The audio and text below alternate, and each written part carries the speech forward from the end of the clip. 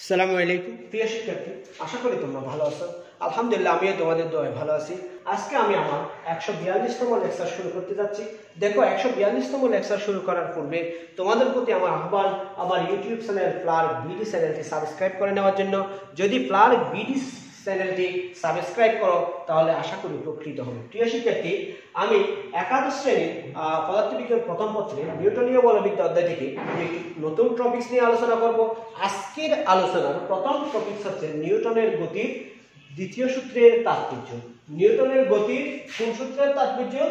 দ্বিতীয় সূত্রের তাৎপর্য। নিউটনের গতির দ্বিতীয় সূত্রের তাৎপর্য। দেখো আমরা নিউটনের গতির দ্বিতীয় সূত্র জানি যে কোন বস্তুর ভরবেগের পরিবর্তনের হার বস্তুর উপর প্রযুক্ত বলের সমানুপাতিক এবং ভরবেগের পরিবর্তন সেদিকে ঘটবে বলের পরিবর্তন যেদিকে ঘটে, বা আমরা জানি যে F সমান m।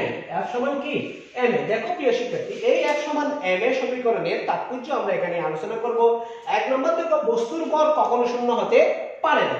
বস্তুর ভর যেহেতু কখনো শূন্য হতে পারে না, অর্থাৎ m0 = 0, তাই বল সমান 0 হতে গেলে অবশ্যই ত্বরণ কি হতে হবে? শূন্য হতে হবে। তাহলে বস্তুর উপর বল প্রযুক্ত না হলে কোনো ত্বরণ থাকবে না। বস্তুর উপর বল প্রযুক্ত না হলে কোনো ত্বরণ কি করবে না? থাকবে না। অর্থাৎ ত্বরণের মূল উৎস হবে বল। ত্বরণের মূল উৎস হিসেবে কি? ত্বরণের মূল উৎস হবে বল। দেখো প্রিয় শিক্ষার্থী, 2 নং, যদি F সমান 0 হয় তাহলে m এর সমান কি হবে? 0 হবে। F সমান 0 হলে m এর সমান কি হবে? 0 হবে। দেখো m তো কখনো 0 হতে পারবে না, বস্তুর ভর 0 হতে পারে না, সেহেতু অবশ্যই a সমান 0 হবে। a সমান 0 হবে। a সমান যদি 0 হয়, আমরা জানি যে ত্বরণ কাকে বলে? বেগের পরিবর্তনের হারকে, সময়ের সাথে বেগের পরিবর্তনের হারকে ত্বরণ বলা হয়। তাহলে আমি a সমান লিখতে পারি v - u/t। b ছিল শেষ বেগ, u ছিল আদি বেগ, t সমান সময়। তাহলে v - u/t সমান 0। তাহলে আমরা লিখতে পারি v - u সমান 0 বা v সমান u। অর্থাৎ যদি বল শূন্য হয়, অর্থাৎ ত্বরণের কোনো পরিবর্তন না হয়, সেই ক্ষেত্রে বস্তুটি সমবেগে চলতে থাকবে। সমবেগে কি করতে থাকবে? চলতে থাকবে। বেগের কখনো পরিবর্তন হবে না। এরপর দেখো, আমরা এই সমীকরণ থেকে a সমান লিখতে পারি F/m। F/ কি? m। তাহলে ত্বরণ a সমান যদি F/m হয়, অর্থাৎ নির্দিষ্ট বলের বস্তুর উপর প্রযুক্ত বল অপরিবর্তিত থাকলে, যদি নির্দিষ্ট বলের বস্তুর উপর প্রযুক্ত বল, ভর যদি সবসময় নির্দিষ্ট থাকে এবং প্রযুক্ত বল যদি অপরিবর্তিত থাকে, সেই ক্ষেত্রে বস্তুটি সমত্বরণে চলতে থাকবে। সেই বস্তুটি কি ত্বরণে চলতে থাকবে? সমত্বরণে চলতে থাকবে। এরপর দেখো, a সমান F/m, অর্থাৎ যদি বস্তুটি, আমরা এই সমীকরণ থেকে দেখতেছি যে বস্তুটির ভর বৃদ্ধি পেলে ত্বরণ কমে যাবে, ভর কমে গেলে ত্বরণ বেড়ে যাবে। অর্থাৎ বস্তুটির ভর হ্রাস বৃদ্ধি হলে বস্তুটির ত্বরণও কি পাবে? হ্রাস বৃদ্ধি পাবে। যদি ভর স্থির থাকে, বস্তুটির উপর প্রযুক্ত বলের হ্রাস বৃদ্ধির সাথে ত্বরণও কি পাবে? আবার যদি বস্তুটি, দেখো আমি ভর বৃদ্ধি করলাম, ত্বরণ কমে গেল, ভর হ্রাস করলাম, ত্বরণ বেড়ে গেল। একইভাবে যদি বস্তুটির ভর স্থির থেকে যদি আমি বল বৃদ্ধি করি, ত্বরণ বেড়ে যাবে, বল কমাই দিলে ত্বরণ কমে যাবে। তার মানে বস্তুটির ত্বরণ বলের সমানুপাতিক এবং ভরের ব্যস্তানুপাতিক। বস্তুটির ত্বরণ বলের সমানুপাতিক এবং কিসের ব্যস্তানুপাতিক?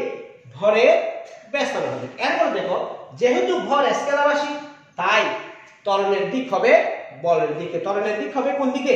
বলের দিকে। এরপর আছে দেখো, প্রযুক্ত বলের দিক পরিবর্তনের সাথে সাথে ত্বরণের দিকও পরিবর্তন হবে।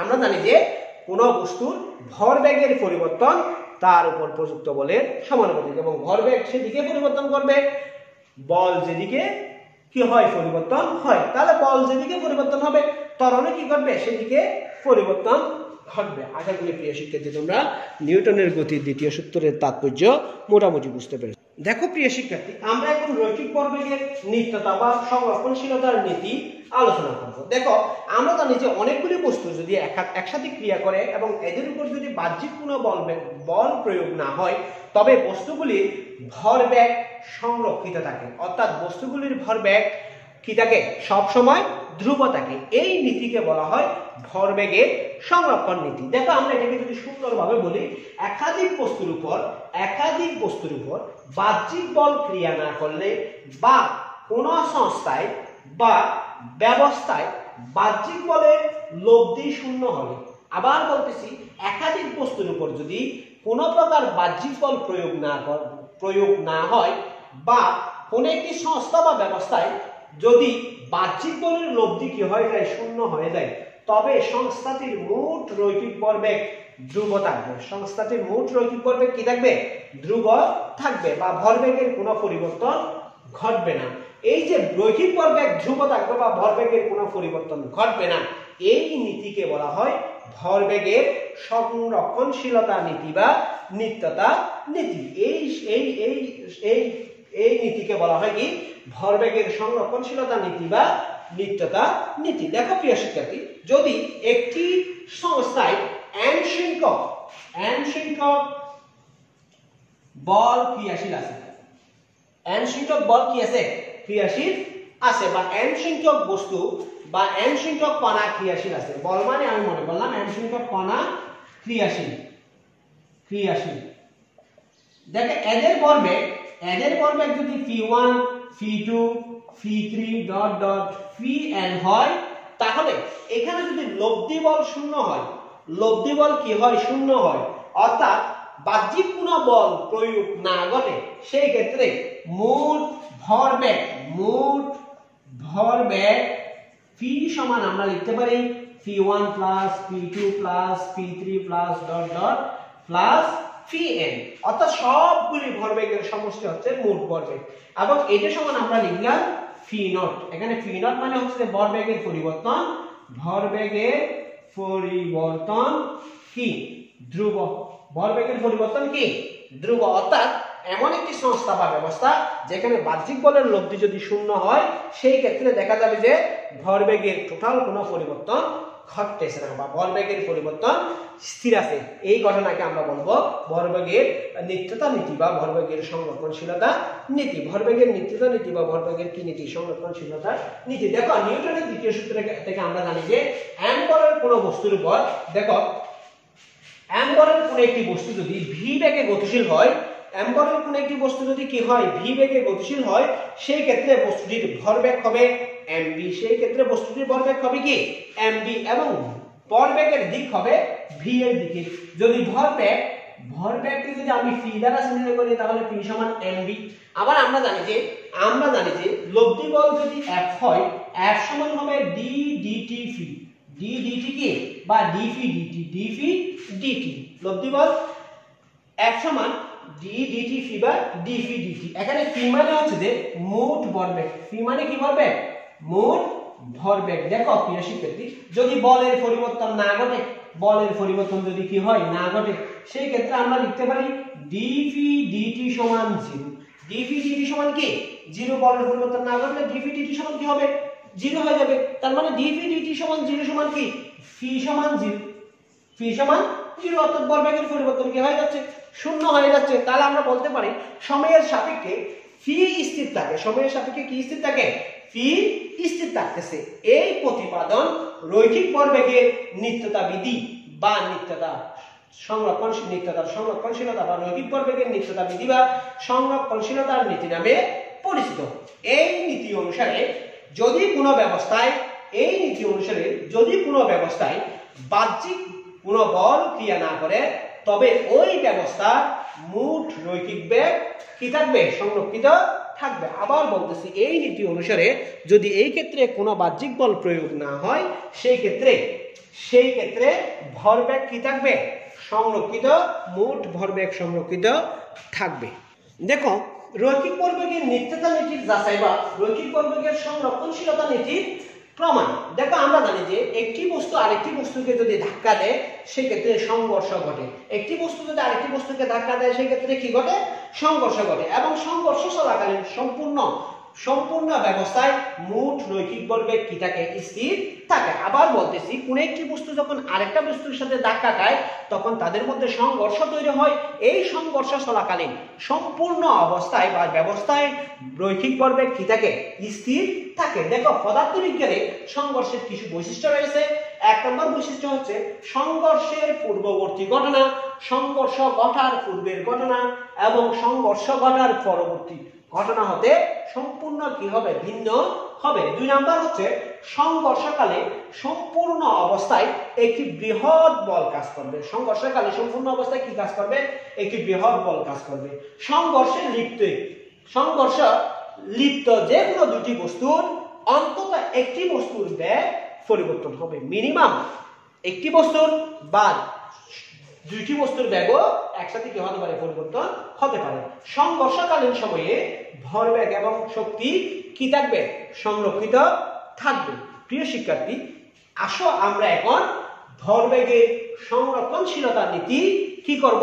প্রমাণ করার চেষ্টা করি।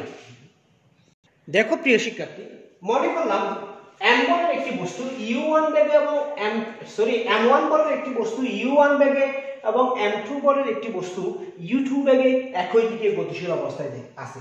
মনে করলাম u1 is greater than u2, u1 is greater than u2, অর্থাৎ m1 বলের বস্তুর বেগ m2 বলের বস্তুর বেগের চেয়ে বেশি।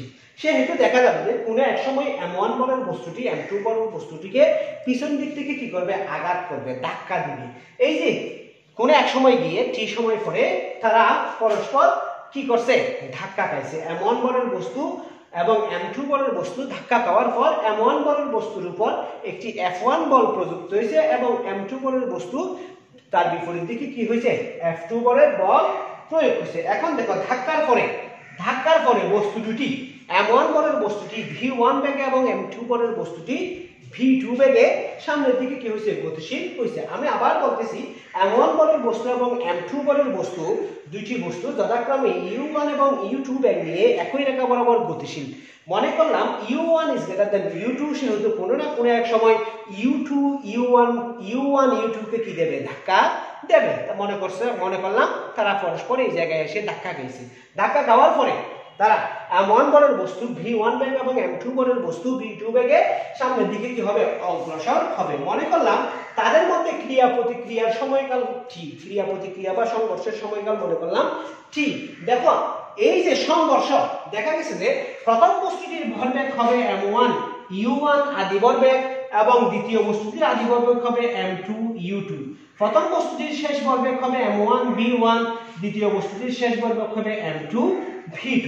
তাহলে আদি ভরবেগের সমষ্টি হবে m1 u1 plus m2 u2 এবং শেষ ভরবেগের সমষ্টি হবে m1 v1 plus m2 v2। দেখো প্রিয় শিক্ষার্থী, আমরা প্রমাণ করব যে আদি ভরবেগের সমষ্টি শেষ ভরবেগের সমষ্টির সমান। যদি আদি ভরবেগের সমষ্টি এবং শেষ ভরবেগের সমষ্টি পরস্পর সমান হয় তবে বস্তুদ্বয় সংরক্ষণশীলতা নীতি মেনে চলবে। এই যে আমরা আদি ভরবেগের সমষ্টি এবং শেষ ভরবেগের সমষ্টি পরস্পর সমান, সেটা আমরা এখন কি করার চেষ্টা করব?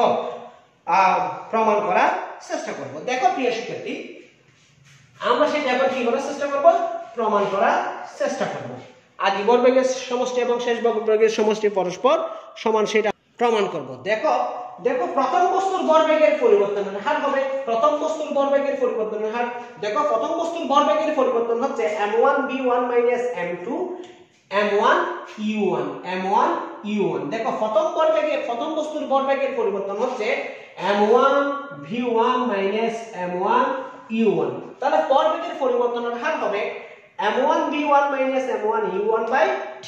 অর্থাৎ একক সময়ে ভরবেগের পরিবর্তন হচ্ছে t সময়ে ভরবেগের পরিবর্তন যদি m1 v1 m1 u1 হয়, তাহলে একক সময়ে ভরবেগের পরিবর্তন হবে m1 v1 m1 u1 by t, যেটাকে আমরা প্রতিক্রিয়া বল বলবো। যেটাকে কি বলতে পারি? প্রতিক্রিয়া বল। যেমন দেখো এখানে m1 ধাক্কা দিছে, m1 কে m2 বিপরীত দিক থেকে কি করছে? বল প্রয়োগ করছে, যেটাকে আমরা বলতে পারি m1 এর ধাক্কা যদি ক্রিয়া হয়, m2 এর ধাক্কা কি হবে? প্রতিক্রিয়া। তাহলে আমরা এটাকে প্রতিক্রিয়া বল কল্পনা করলাম। এই প্রতিক্রিয়া বল হচ্ছে f1 সমান আমরা লিখতে পারি প্রথম বস্তুর উপর দ্বিতীয় বস্তুর প্রতিক্রিয়া বল। একইভাবে দ্বিতীয় বস্তুর ভরবেগের পরিবর্তনের হার হবে দ্বিতীয় বস্তুর ভরবেগের পরিবর্তন ভাগ সময়। দ্বিতীয় বস্তুর ভরবেগের পরিবর্তন বা সময়। দেখো এখানে দ্বিতীয় বস্তুর ভরবেগের পরিবর্তন হবে m2 v2 m2 u2 m2 v2 m2 u2। তাহলে ভরবেগের পরিবর্তন হবে m2 v2 m2 u2 by t সমান ক্রিয়া বল। দেখো প্রিয় শিক্ষার্থী, এটাকে আমরা f2 দ্বারা প্রকাশ করতে পারি। f2 সমান দ্বিতীয় বস্তুর উপর প্রথম বস্তুর ক্রিয়া বল। দ্বিতীয় বস্তুর উপর প্রথম বস্তুর কি বল? ক্রিয়া বল। আমরা জানি যে বস্তু দুটির ভরবেগের পরিবর্তন সমান এবং বিপরীতমুখী। বস্তু দুটির ভরবেগের পরিবর্তন সমান এবং কি মুখী? বিপরীতমুখী। তাহলে আমরা লিখতে পারি F1 সমান মাইনাস F2। F1 সমান যদি মাইনাস F2 হয়, F1 সমান আমরা পাইছি m1 v1 minus m1 u1 by t সমান m2 v2 minus m2 u2 by t। দেখো আমরা এখান থেকে লিখতে পারি বা m1 v1 minus m1 u1 সমান m2 v2 minus m2 u2। আমরা যদি পক্ষান্তর করি, এটাকে যদি ওই পাশে, এটাকে যদি এই পাশে পক্ষান্তর করি, তাহলে আমরা পাবো, দেখো আমরা কি পাবো, দেখো m1 v1 মাইনাস m1, আমরা কি পাচ্ছি, দেখো m1 v1 minus m1 u1 সমান m2 v2 minus m2 u2, m2 v2 minus কি 2 m2 u2। দেখো প্রিয় শিক্ষার্থী, তাহলে আমরা কি পাই, তাহলে আমরা পাচ্ছি m1 v1 plus m2 v2, m1 v1 plus m2 v2 সমান, দেখো এখানে একটা মাইনাস চিহ্ন ছিল, যেহেতু এখানে মাইনাস ছিল তাহলে এখানে একটা মাইনাস থাকার কথা, তাহলে এখানে একটা কি আসবে, মাইনাস আসবে। তাহলে মাইনাস দিয়ে গুণ করলে দেখো এটা হয়ে যাবে m1 v1 minus m1 u1 সমান minus m2 v2 plus m2 u2। দেখো আমি যদি পক্ষান্তর করি তাহলে আমরা পাবো m1 u1 plus m2 u2 সমান m1 v1 plus m2 v2। দেখো আমরা যেটা প্রমাণ করব বলছিলাম, ওই যে আদি ভরবেগের পরিবর্তন সমান শেষ ভরবেগের পরিবর্তন। আদি ভরবেগের পরিবর্তন সমান কি ভরবেগের পরিবর্তন? শেষ ভরবেগের পরিবর্তন। আমরা এটাকে লিখতে পারি আদি ভরবেগের সমষ্টি সমান শেষ ভরবেগের সমষ্টি। এটাকে আমরা লিখতে পারি সামেশন অফ mb সমান 0। সামেশন অফ mb সমান কি 0, বা সামেশন অফ mb সমান আমরা লিখতে পারি ধ্রুবক। সামেশন অফ mb সমান 0 বা ধ্রুবক। অর্থাৎ আমরা দেখতেছি যে বাহ্যিক বল প্রয়োগ না করলে একাধিক বস্তুর যে রৈখিক ভরবেগ থাকে তার সমষ্টি সবসময় কি হবে? ধ্রুব হবে। তার সমষ্টি সবসময় কি হবে?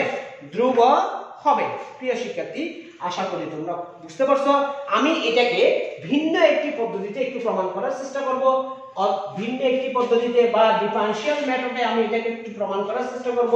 তোমরা একটু দেখো প্লিজ। যদি আমি ডিফারেনশিয়াল মেথডে প্রমাণ করি সেই ক্ষেত্রে দেখা যাবে যে কোন ওই যে আগের মতো দুটি বস্তু m1 এবং m2 বলের দুটি বস্তু, m1 বলের বস্তুটি u1 এবং m2 বলের বস্তুটি u2 বেগে সামনের দিকে গতিশীল হওয়ার কারণে কোন এক সময় তারা ধাক্কা খাবে।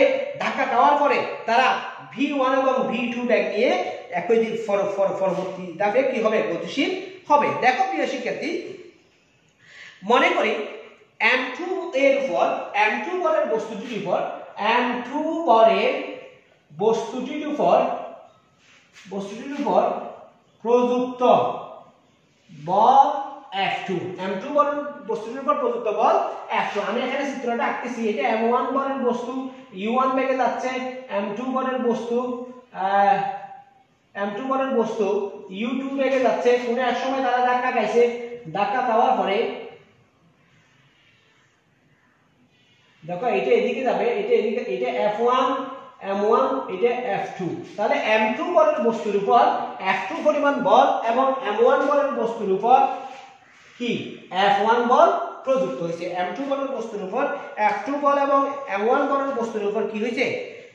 F1 বল প্রযুক্ত হয়েছে। m2 বলের বস্তুর উপর m1 কর্তৃক বল প্রযুক্ত হয়েছে এবং m1 বলের বস্তুর উপর m2 দ্বারা কি হয়েছে? বল প্রযুক্ত হয়েছে। এই বল ছাড়া এখানে অন্য কোনো বল কি করে নাই?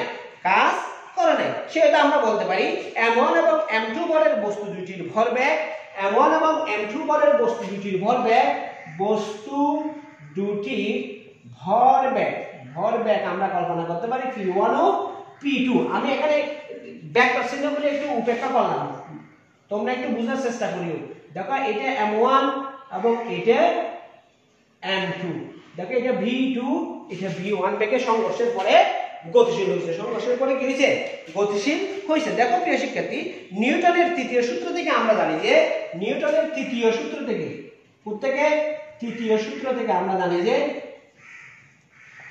আমরা জানি F1 সমান মাইনাস F2। F1 সমান মাইনাস কি 2 F2। দেখো প্রিয় শিক্ষার্থী, F1 সমান যদি মাইনাস F2 হয় তাহলে আমরা এখানে লিখতে পারি d dt phi1 সমান d dt, এখানে একটা মাইনাস চিহ্ন আসবে, minus d dt phi2, d dt phi2, বা আমি পক্ষান্তর করলে d phi1 dt plus d phi2 dt সমান 0 লিখতে পারি কিনা দেখো তো প্রিয় শিক্ষার্থী। তাহলে এখান থেকে যদি আমি d dt কমন নিয়ে নিই, d dt into phi1 plus phi2 সমান আমরা কি লিখতে পারি 0 লিখতে পারি। দেখো প্রিয় শিক্ষার্থী, যদি phi1 প্লাস phi2 সমান phi ধরি তাহলে আমরা লিখতে পারি d dt phi সমান 0, d dt phi সমান কি 0। কেন আমি d dt phi সমান 0 লিখলাম? কারণ আমি মনে করলাম phi1 প্লাস phi2 সমান কি phi। দেখো সংঘর্ষের পূর্বের ও পরের ভরবেগ যদি সংঘর্ষের পূর্বের এবং পরের ভরবেগ যদি সংঘর্ষের পূর্বে ও পরের ভরবেগ সংঘর্ষের পূর্বের এবং পরের ভরবেগ যদি phi i এবং phi f হয়, সংঘর্ষের পূর্বের এবং পরের ভরবেগ যদি কি হয় phi f এবং phi i হয়, তাহলে আমরা লিখতে পারি, দেখো আমরা ওই যে কি করতে পারি d phi dt সমীকরণকে phi i থেকে phi f সীমার মধ্যে সমাকলন করলে আমরা পাই কোন সমীকরণকে? এই যে d phi dt সমীকরণকে phi i থেকে, কারণ আমরা বলছিলাম যে সংঘর্ষের পূর্বের এবং পরের ভরবেগ phi i থেকে phi f, পূর্বের ভরবেগ ছিল phi i, পরের ভরবেগ ছিল phi f। তাহলে এই যে এই সমীকরণটাকে যদি আমি phi i থেকে phi f সীমার মধ্যে সমাকলন করি তাহলে integration phi i to phi f d dt phi সমান 0 বা phi ইন্টিগ্রেশন phi i থেকে phi f সমান 0। দেখো প্রিয় শিক্ষার্থী, আমরা কি পাই? তাহলে আমরা পাচ্ছি phi f minus phi i সমান phi f minus phi i সমান 0 বা phi f সমান phi i, phi f সমান কি phi i, অর্থাৎ পূর্বের ভরবেগ সমান সংঘর্ষের পূর্বের ভরবেগ সমান কি সংঘর্ষের পরের ভরবেগ। দেখো এখানে সংঘর্ষের পূর্বের ভরবেগ phi i সমান আমরা লিখতে পারি m1 u1 plus m2 u2 এবং পরের ভরবেগকে আমরা লিখতে পারি m1 v1 plus m2 v2। তাহলে আমরা এখান থেকে লিখতে পারি m1 u1 plus m2 u2 সমান m1 v1 plus m2 v2। আশা করি প্রিয় শিক্ষার্থী তোমরা ভরবেগের সংরক্ষণশীলতা নীতি বুঝতে পেরেছো। আজকের শেষ করার পূর্বে আমি আবারও তোমাদের আমার ইউটিউব চ্যানেল ফ্লার ভিডি চ্যানেলটি সাবস্ক্রাইব করার আহ্বান রেখে এখানে শেষ করলাম। আসসালামু আলাইকুম ওয়া রাহমাতুল্লাহি ওয়া বারাকাতুহু।